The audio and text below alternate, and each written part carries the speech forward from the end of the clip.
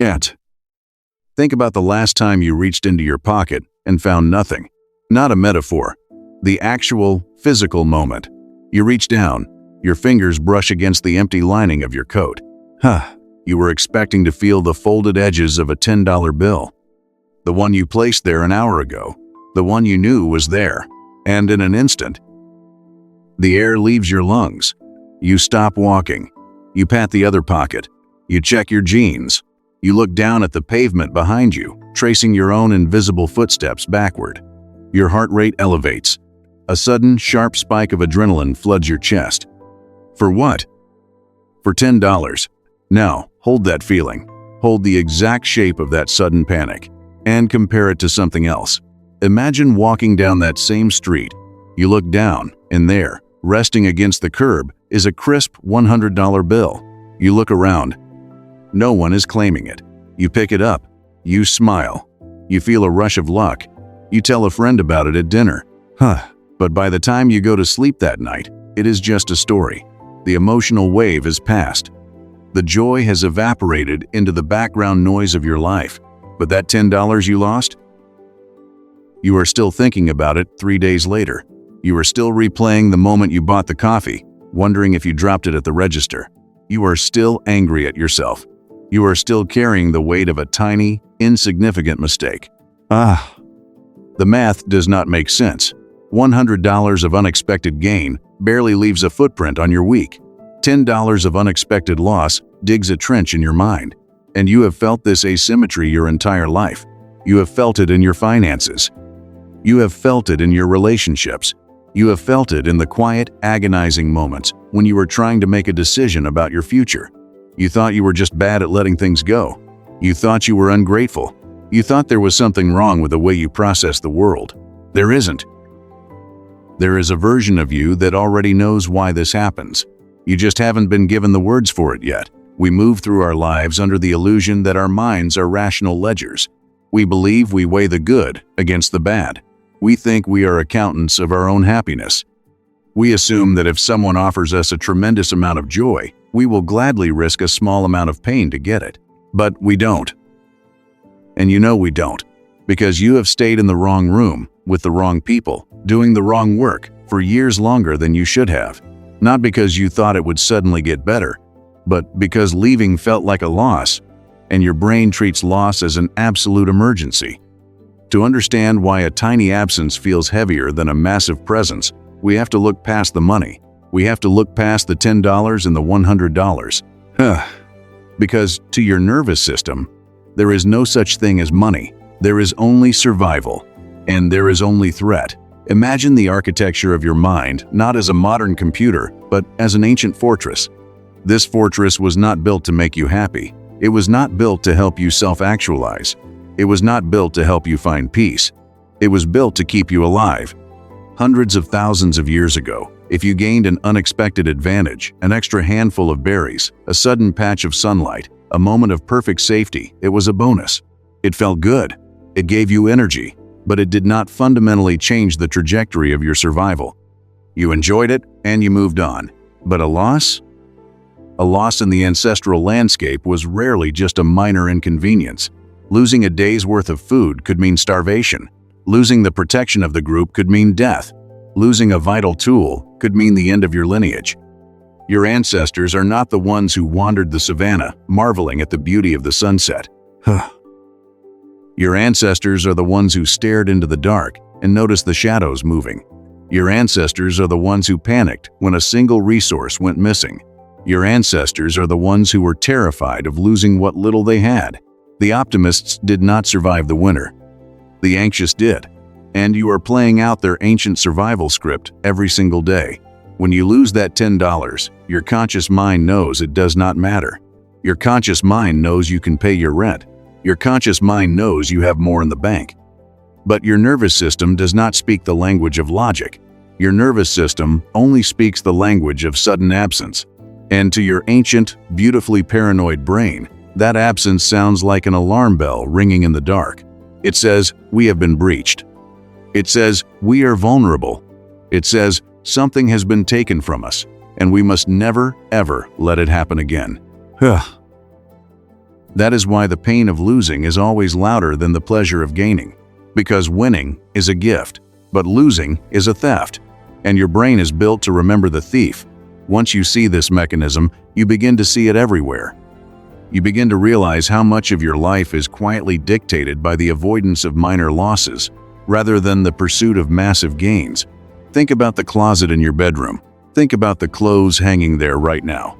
There is a jacket you have not worn in 3 years. There is a pair of shoes that do not fit quite right. There are shirts that belong to a version of you that no longer exists. If someone broke into your house and stole them, you would be furious.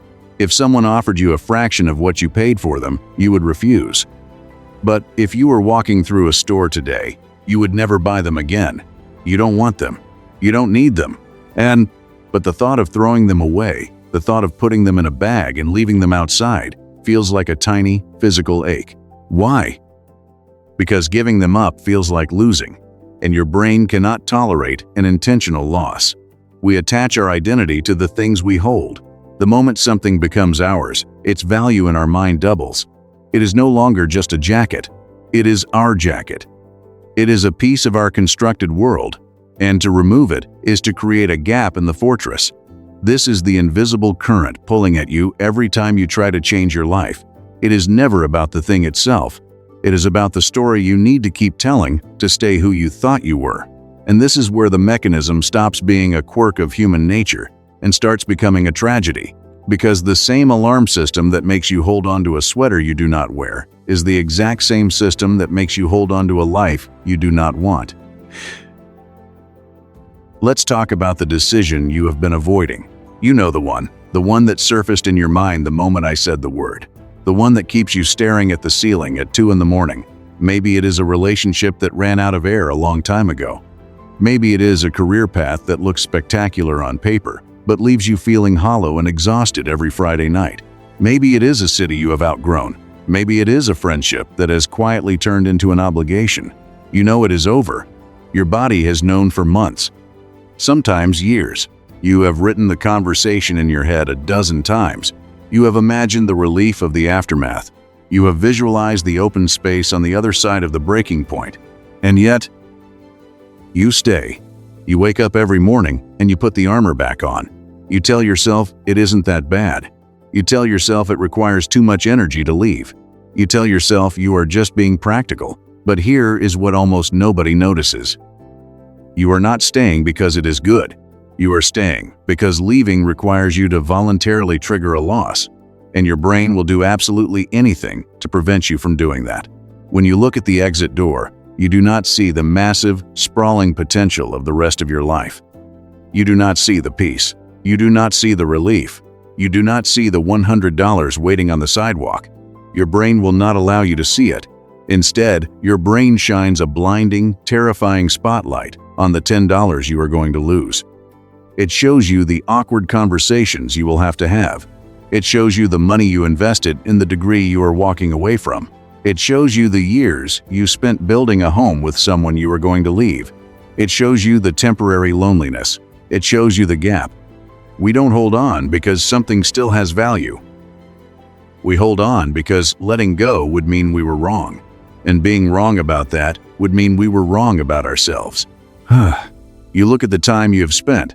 3 years at the job, 5 years in the relationship, a decade building a reputation in an industry you silently despise. You look at all that time and you think, I cannot lose that. I have put too much in. If I walk away now, it was all for nothing. If I walk away now, I am taking a massive loss. So you double down. You invest more time into the thing that is draining you to protect the time you have already lost. You throw good years after bad years. You stay in the theater watching a terrible movie just because you already paid for the ticket. But that is the deepest illusion of all. The time is already gone. The years are already spent. The ticket is already punched. You cannot get those years back by staying. You cannot redeem the past by sacrificing your future to it. The only thing you are doing is paying an exorbitant daily fee to avoid admitting that a loss has occurred.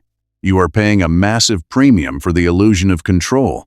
And that is where the real story begins. Because the tragedy of the human condition is not that we suffer. The tragedy is that we choose familiar suffering over unfamiliar freedom. We would rather be reliably miserable than risk the sudden, sharp shock of the unknown. We would rather bleed out slowly, day by day, than make the single cut required to break free. We are so terrified of losing $10 that we walk right past the 100. I want you to think about what this fear is actually costing you, not in theory. In reality, every time you choose to stay perfectly safe, you are making a silent transaction. You are trading your potential for your comfort. You are trading your vitality for your security. But here is the disturbing part.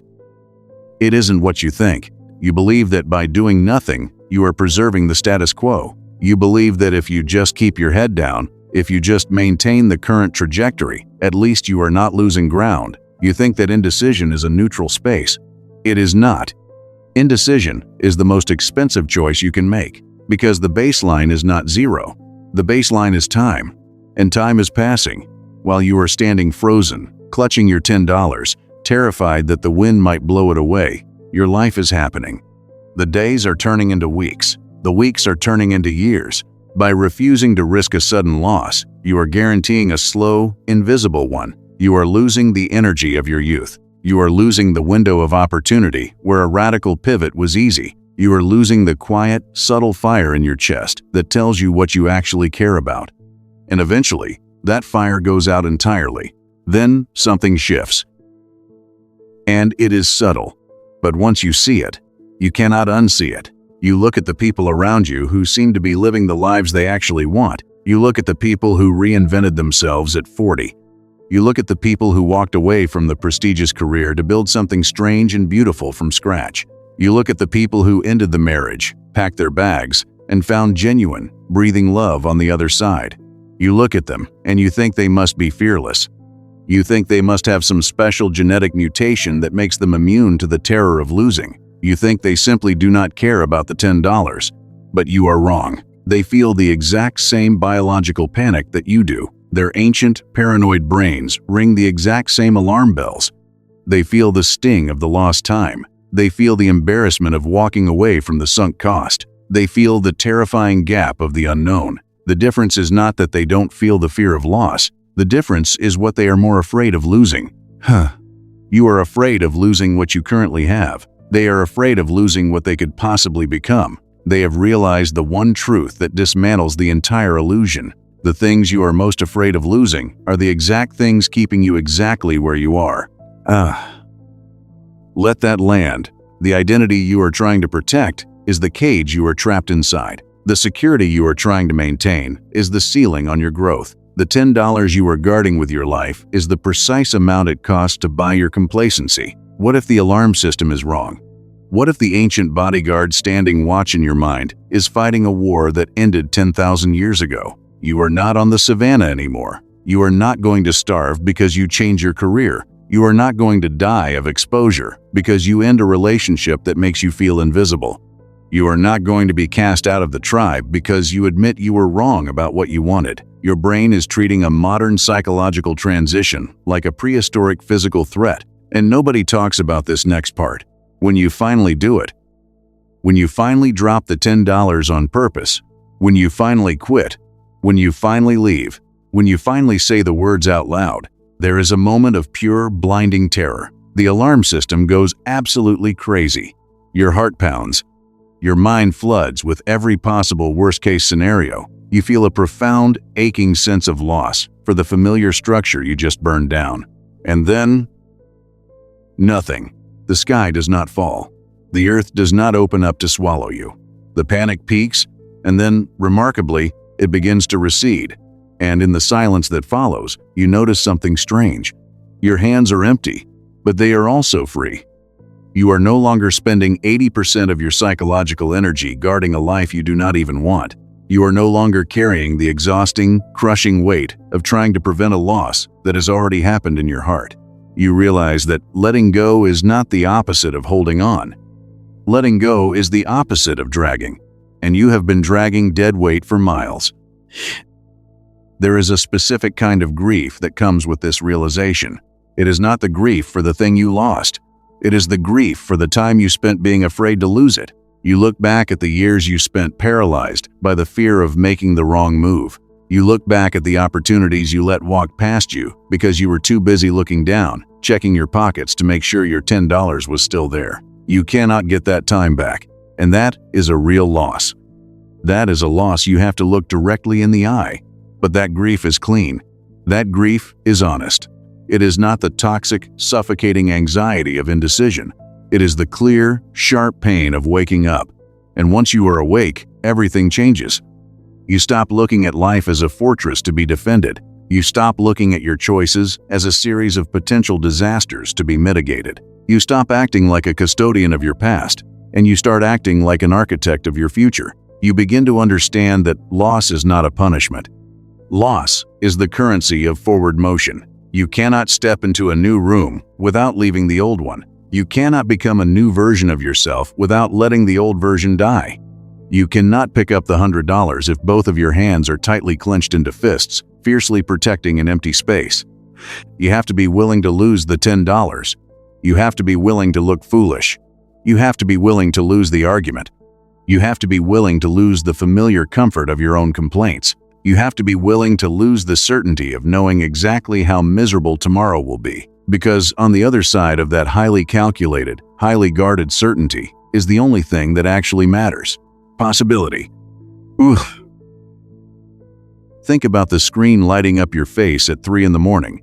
Think about the tab you just closed. Think about the article you read. Think about the question you asked into the void of the internet, hoping to find a mathematical equation that would make your decisions safe. You know there is no equation. You know there is no guarantee. You know that whatever choice you make next, you will have to leave something behind. Your brain will tell you that leaving it behind is a catastrophic failure. Your brain will tell you that the ache in your chest is a sign that you have made a terrible mistake. Your brain will scream at you to go back, to pick it up, to stay safe. Let it scream. It is just a machine doing its job. It is just the bodyguard checking the locks. You can thank it for keeping you alive this long. You can acknowledge the ancient fear. You can feel the panic wash over your skin. And then you can choose to walk forward anyway, because you weren't holding on to the thing. You were holding on to the version of yourself who chose it. And that version of you has already left the building. The only question now is how long you are going to sit in the empty room, guarding the door. You are tired. You are so incredibly tired of playing defense with your only life. You are tired of minimizing your losses instead of maximizing your depth. You are tired of surviving circumstances you actually have the power to change. You didn't lose $10. You lost the version of the day where you were perfectly safe. And that is the greatest thing that could have ever happened to you.